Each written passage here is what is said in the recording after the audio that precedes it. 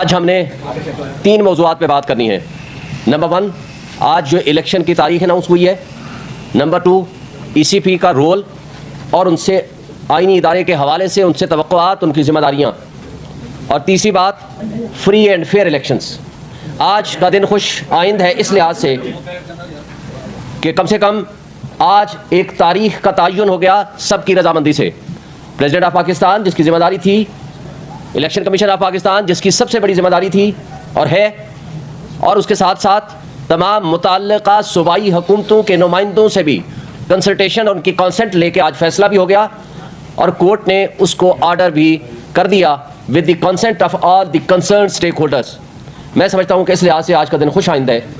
लेकिन साथ ही अफसोस की बात है, हम एक आइनी और जमहूरी रियासत में रहते हुए एक इलेक्शन लेने के लिए PTI को आज तीसरी मरतबा सुप्रीम कोर्ट ऑफ पाकिस्तान से